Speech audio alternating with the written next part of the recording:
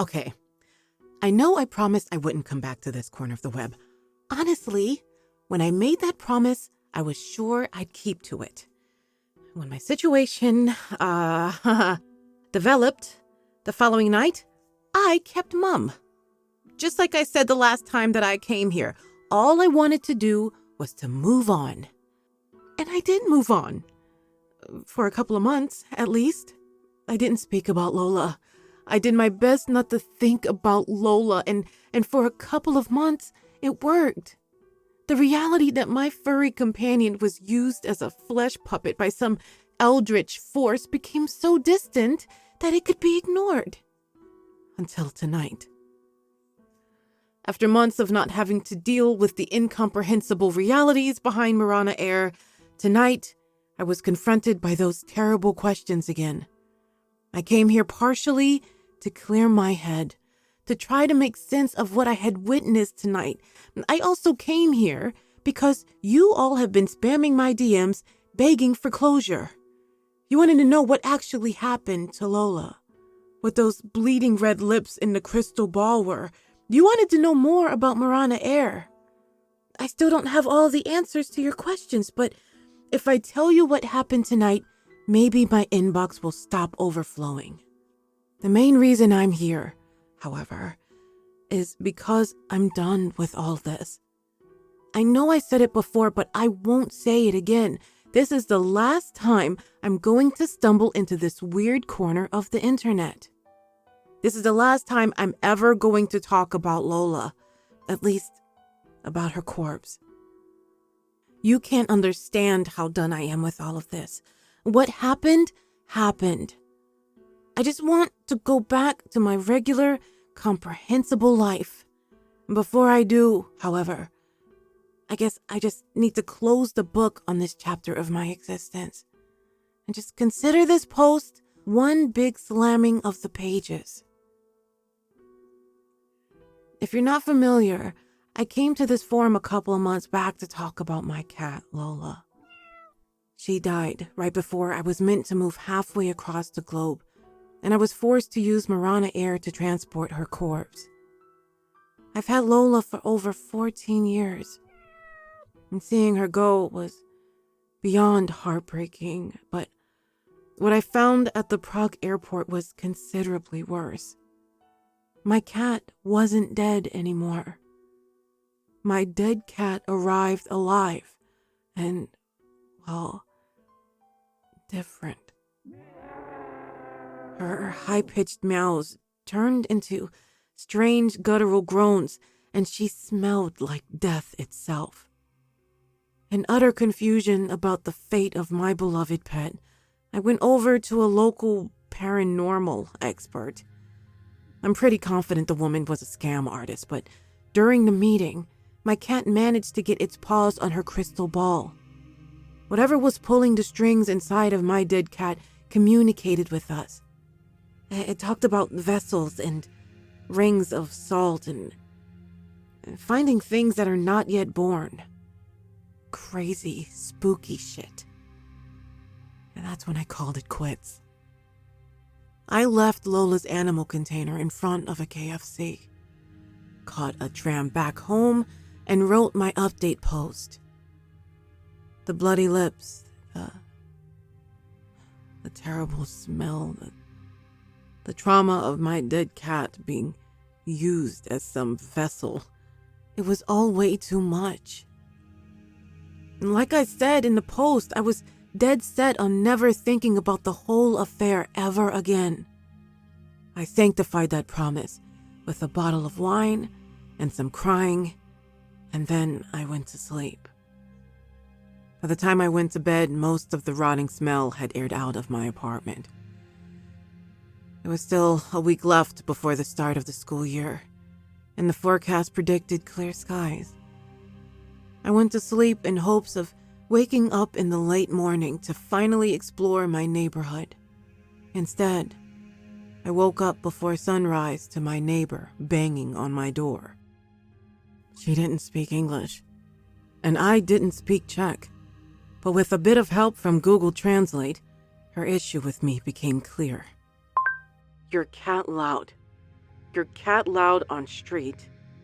Take your cat, you bitch.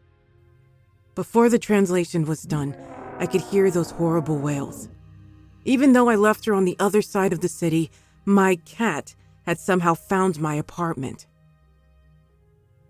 The neighbor was furious, and I understood her well enough to know she was talking about calling the police. The last thing I wanted was to have to explain the Lola situation to the authorities. The moment I opened the door to the apartment complex, the creature ran past my feet and scurried up the stairs. When I got to my front door, the cat, once again, ignored me. Lola's corpse rushed past the hallway and took a seat by the window. It's only then that she acknowledged me. Her eyes kept on darting from me to a pigeon's nest across the courtyard. She kept on staring and meowing, and I had no idea what to do. For a couple of minutes, I desperately Googled animal shelters, but none of them were open before sunrise. Filled with despair and slowly turning nauseous from the smell the cat dragged in, I tried going back to sleep. Much like the night prior, I didn't get any rest. Whenever my mind did drift away from the presence of the living feline corpse in my bedroom, it drifted towards memories of Berlin and adventurous school kids falling off of roofs. I laid there in the dark, trapped between getting the rest that I so desperately needed and finding a solution to the meowing corpse I was stuck with. When the dimness of my room gave way to a weak red glow, I thought I had made it to sunrise. I was wrong. No. The time is running out. Soon I will be trapped. Soon the bind will be permanent. No. I require a thing not yet born. A circle of salt. This is not the vessel I have paid for. Her eyes shone like burning rubies from across the room. She was hanging atop the paper lampshade I had on my bedroom light. Those bleeding red lips were barely visible behind the folds of paper, yet the voice in my head was as clear as it had ever been. Low and terrible and haunting. It spoke to me about things not yet born and vessels. For a couple breathless seconds, I watched the demoniac cat sway from side to side on my lampshade. But then I had enough. I got out of bed and demanded answers. I demanded to know what happened to my Lola and why the horrible beast was tormenting me. My sleep-deprived screaming did nothing to faze the cat. When I finished, however, the voice in my skull spoke up once more. Yes, you care for the vessel. You love the vessel. You will help me and we shall both feel joy. Yes, an unborn thing, a circle of salt. I shall be a being of feathers and you shall see the vessel return to its rightful owner. Smoke started to stem from beneath the cat's body. Before I had a chance to ask another question, the paper lampshade lit up in flames. The metal frame of the lamp quickly shed the burning paper, and the fire burnt fast. And I managed to douse my carpet with a jug of water before too much of my security deposit burnt away. Yet, by the time I took care of the blaze, the cat was gone. She had hopped out of the window, walked on the tin roofs, and sat right by the pigeon's nest across the courtyard. The creature's gaze was singular. It wanted me to follow. Crawling 8 stories in the air over ancient roofs just to follow a cat that was meant to be dead was the last thing I wanted to do with my morning. I don't like heights, and more importantly, I'm not insane. Instead, I brewed myself a coffee in hopes of finding some rhyme and reason in my life. The caffeine helped. The lack of a horrid-smelling corpse in my apartment helped even more. As I stood by my window watching the cat, however, those demonic words kept on slithering through my head. You shall see the vessel return to its rightful owner. Maybe it was the jolt from the coffee, combined with the sleep deprivation. Maybe it was the promise of seeing Lola again. And maybe I just wanted the whole dead cat affair to end, and crawling out of the window seemed like the only choice. Whatever the reason, that's what I did. I got on all fours and crawled across the tin roofs to retrieve the thing that was not yet born. My journey to the nest was quick. The metal beneath me groaned, and somewhere in the back of my head there was a voice that kept on insisting I was going to tumble to my death. But I moved quickly. The nest on the other side of the courtyard was constructed from straw and plastic bags and cigarette butts. A lone inch-sized egg sat in its center. As if mimicking the gentle movements of my Lola, the cat nudged the egg with its nose. Then, once my goal had been established, the cat scampered back on the roofs and returned to my apartment. My journey to the nest was quick, yet the return took an eternity. The fear and insanity of where I was and what I was doing caught up with me. My movements were much less sure than the cat's, and my weight left behind a considerable trail of dents. About halfway through my journey, a spot of roof where I had crawled over before shifted and sent me sliding down towards certain death. Luckily, I managed to stop myself from falling by shoving my foot into one of the ancient rain gutters. Most of that morning has been forcefully scrubbed from my memory, but balancing on the edge of a roof with a pigeon egg between my thumb and forefinger will forever stay seared into my mind. When I entered my apartment again, the cat seemed to express something resembling joy. Its howls were still dark and undeniably eldritch, but the cat moved around excitedly as I drew a circle with my salt shaker. I placed the tiny egg in the middle of the circle, making my kitchen counter look like a cartoon eye. My mind was completely blank after crawling over roofs, and I was barely holding myself together, but my guesses proved correct. When I placed the egg in the circle of salt, the cat curled up around the egg and started to purr. It started to purr, and it sounded exactly like my Lola. The cat sat in the circle of salt and purred, and slowly, ever so slowly, its fur started to bristle. The coarse gray of my dead cat's fur faded into the fluffy white of Lola's youth. With her eyes still closed, she started to meow. That horrible dark tenor was completely gone. The cat on the counter sounded just like my Lola again. And when she opened her eyes, the milkiness was completely gone from them. She could see again.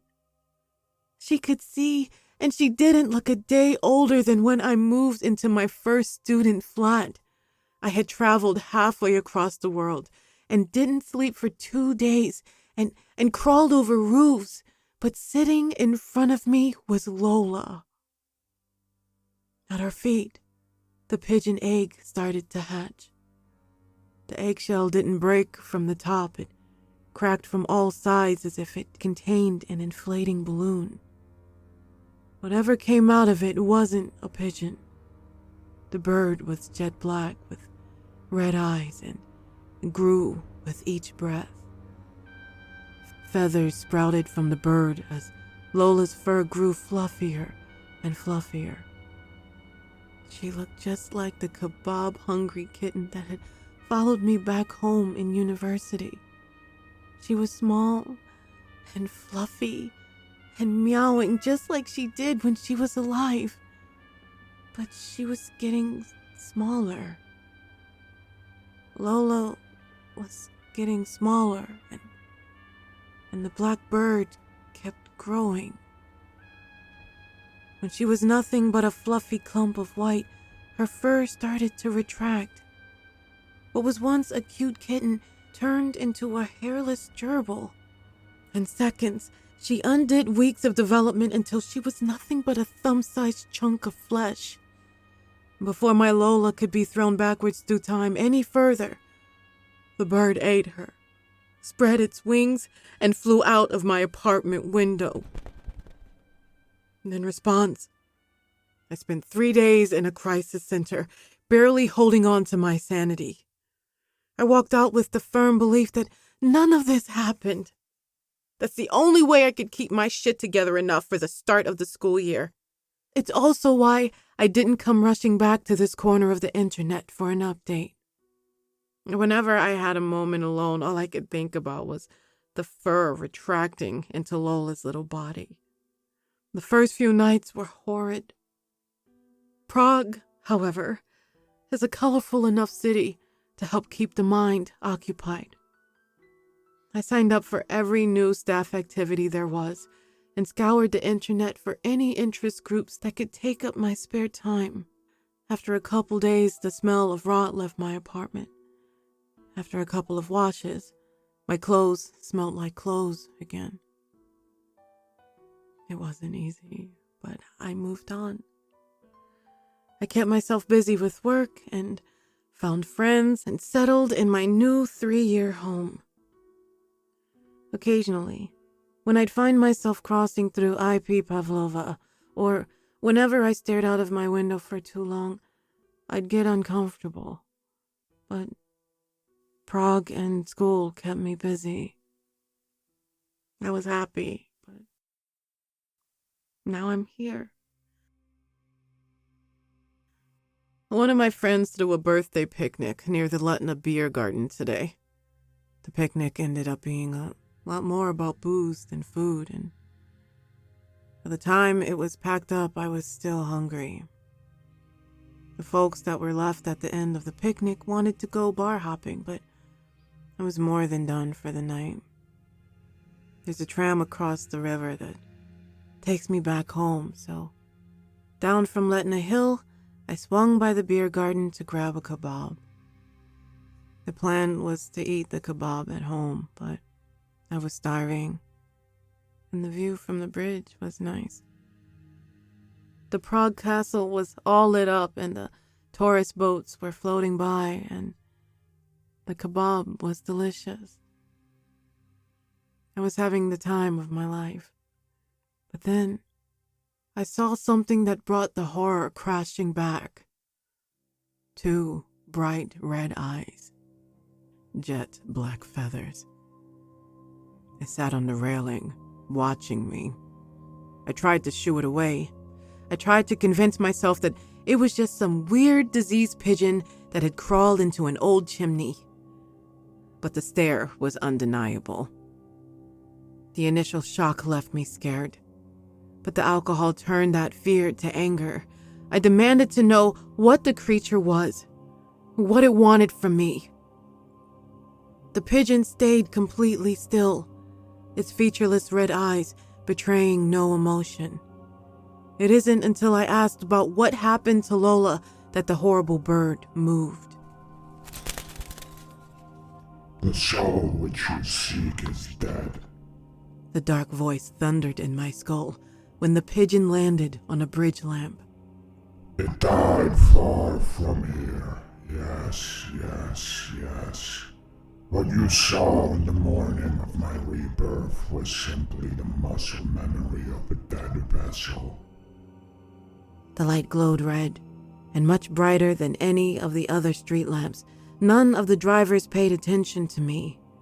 Cars and trams and buses sped around me without a care in the world. As for my wants, I want nothing from you. No, no, no. Our paths have only crossed because of a clerical error. I have been invited to your realm to watch. I am here to witness the final century. I have no... The glass shattered beneath the bird's claws. Instead of continuing to speak, the pigeon sat back down on the railing and continued to stare. I forgot what I asked it, what other crumbs of information about the incomprehensible I begged for. But the bird didn't answer. Instead, it launched at me, grabbed my kebab, and flew away. I know I've said it before, but I'm done. I pray that whatever amount of psychic energy it took to commit this madness to paper is enough to help me move on. I've managed to live like a normal person for the past couple of months. I can do it again. I'm done with weird fortune tellers and crawling over roofs and eldritch spirits, and I'm done with dead cats. I'm done. And I only have one piece of advice to offer. For the love of God, never book a flight with Marana Air.